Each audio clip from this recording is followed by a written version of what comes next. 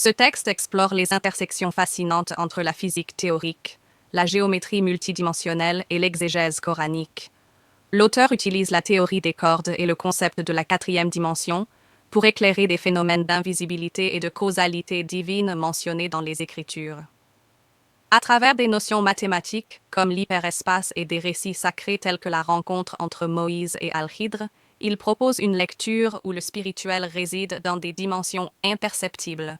Cette analyse suggère que les entités invisibles et les miracles pourraient s'expliquer par une réalité physique supérieure qui transcende notre perception tridimensionnelle habituelle. En somme, l'œuvre tente de réconcilier la science moderne avec la métaphysique religieuse pour concevoir un univers complexe et interconnecté. Assalamu alaikum wa rahmatullah. Bonjour mes frères et sœurs. Alors aujourd'hui, on va parler d'une histoire fascinante et assez mystérieuse, tirée du Coran. C'est l'histoire de la rencontre entre le prophète Moussa alayhi salam, et un sage, un personnage vraiment énigmatique. Et tout ça, c'est guidé par un signe qui semble défier complètement les lois de la nature. Imaginez la scène, un repas déjà prêt, qui tout à coup revient à la vie et s'enfuit en nageant.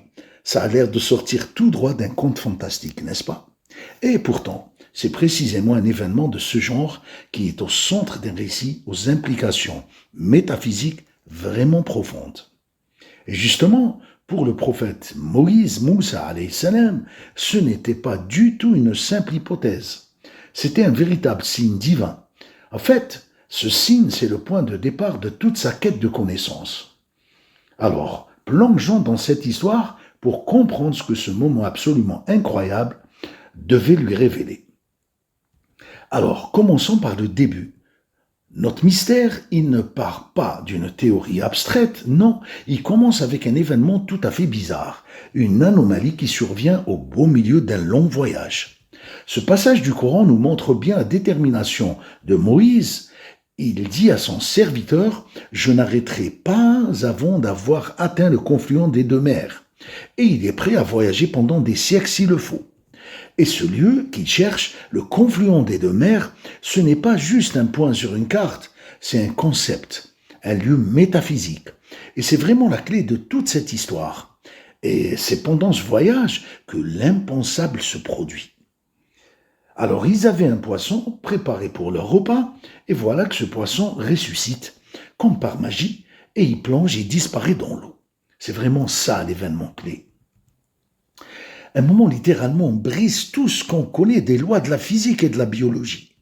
Bon, ce miracle, il n'est pas arrivé par hasard n'importe où. Le lieu où ça se passe est absolument crucial pour décoder le sens de tout ça. Alors ce fameux confluent des deux mers, qu'est-ce que c'est? Eh bien, il faut l'imaginer non pas comme un endroit géographique, mais plutôt comme une sorte de carrefour cosmique. C'est un point de rencontre symbolique où différentes réalités, différentes lignes d'univers se croisent. On pourrait voir ça comme une courbure dans le tissu même de la réalité, un portail en quelque sorte où notre monde ordinaire entre en contact avec une autre dimension. Et dans ce lieu si particulier, on assiste à une rencontre qui est elle aussi pleine de symboles, parce que les deux personnages principaux de cette histoire, ils ne sont pas juste des personnes, ils incarnent deux formes de connaissances complètement différentes. Voilà, c'est ça. D'un côté, on a Moïse, lui il représente le savoir humain, le savoir qu'on acquiert par la logique, par le travail, par l'étude. Et de l'autre, il y a Al-Khidr alayhi salam, ce guide mystérieux que Moïse est venu chercher. Lui, il incarne quelque chose de totalement différent, une science divine, une connaissance des événements futurs. Ce verset, il résonne parfaitement avec notre histoire. Il fait sortir le vivant du mort, c'est exactement ce qui s'est passé avec le poisson. Ce miracle, c'est l'illustration parfaite de ce pouvoir divin. Il montre bien le fossé qu'il y a entre ce que le savoir humain juge possible et ce que la science divine, elle, peut réellement accomplir, ok? Mais alors, comment est-ce que c'est possible un truc pareil?